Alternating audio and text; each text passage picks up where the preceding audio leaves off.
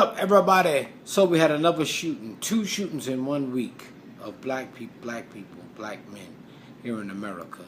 And I listen to Claude Anderson a lot, and Claude Anderson talks a lot about this. And Claude Anderson is not a religious leader. I think that's the problem with black people. We got too many religious leaders in the black neighborhood. Other neighborhoods got politicians and lawyers and doctors and shit as their group leaders, and black people got ministers and pastors, and we always praying. Praying doesn't do one fucking thing for people. Praying gets absolutely nothing done. My God is an awesome God, but he can't stop police brutality. You know what I'm saying? Praying don't do shit. So when a person tell you that they're going to pray for you, that means they're going to do absolutely nothing. Now back to what I was saying about Claude Anderson. Claude Anderson talks about riots in the streets. He even talks about food shortages in America. And you got to realize that 75% of black people in America live in metropolitan areas of America. And we all get our food from supermarkets and corner stores. We don't own supermarkets and corner stores in America. With that being said, that if the country really wanted to, they could starve black people to death in a matter of weeks.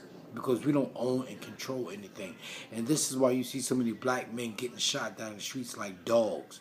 A dog, a black fucking dog, gets treated better in America than a black man. That's because the only reason black people are in America is to supply comfort and wealth for black people. I was talking about music today on Facebook. I was talking about doo-wop, bebop, and hip-hop. All these forms of music have been corrupted by the powers that be. They all been corrupted. They've been corrupted just like civil rights and the affirmative action.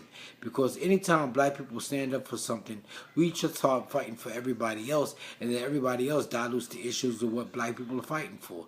Like I said, Jews fight for Jewish rights, gays fight for gay rights, Asians fight for Asian rights, black people fight for civil rights. Who is civil? Where does civil live? Civil doesn't even have an address. And the main problem that black people have is because we make money and we give it to everybody else. 90% of the money that black people spend 98% of their money with everybody else, while everybody else spends no money with black people and live off for 90% of our money. So that means they're living off for 100% of their money and 98% of our money. That's why other neighborhoods always look so better than the black neighborhood. The black neighborhood is like a bucket with a bunch of holes in it. We make money and it goes out the corner store, it goes out the liquor store, it goes out the Chinese restaurants. Everybody comes in America. Everybody comes to America and makes money off of black people. In the hood especially. The corner store is owned by the Arabs. The liquor store is owned by the Asians. The Chinese restaurant is owned by the Asians. The cleaners is owned by the Asians. What do black people own in America? You know, a bunch of sneakers. And once you wear the sneakers, they depreciate. You know what I'm saying? So what I'm getting at today is like what we black people need to do is start putting our minds together, our brains together, and starting businesses in America for the time being. Because everything in America is about money. We need to start practicing group economics. That's what we need to start practicing. Like Claude Anderson always says, you know, the economical base, you can have better. With the economical base, you can have better politicians. Politicians don't help black people because we vote like shattered pieces of glass. All black people stood together for the right to vote, and once we got the right to vote, now we Democrats, Republicans, you know, we independents, you know, we all over the place. We don't vote together as a group. That's why black votes don't count. So what back to what I was saying is we need an economical base first. Excuse me. Damn. We need an economical base first. And with the money you can buy better politicians. With the politicians you can have better court. You can have a better court system with judges and stuff like that. And after you go from that level, you go to the media. You go to media.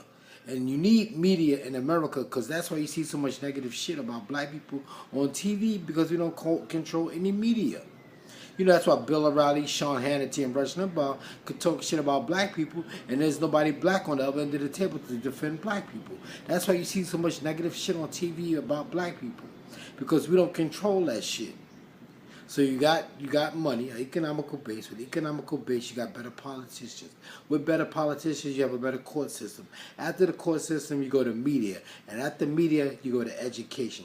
Education really does nothing necessarily for black people because we get educated to go out into the world and create wealth for white people. That's all public schools do. Public schools marginally educate black people to go work for white people. That's what they do. All these athletes making money, they work for white people. All these singers and dancers like Prince and Michael Jackson was making money for white people. That's what the problem was with Michael Jackson and Prince. They didn't want to be slaves no more. Everything we make, every dime we make, we give it to Mr. Charlie. We got to start creating wealth for black people. Group economics, all right? I'm going to make another video about that, but Claude Anderson can tell you better than I can. So watch his videos on YouTube, Dr. Claude Anderson. All right, y'all. Peace.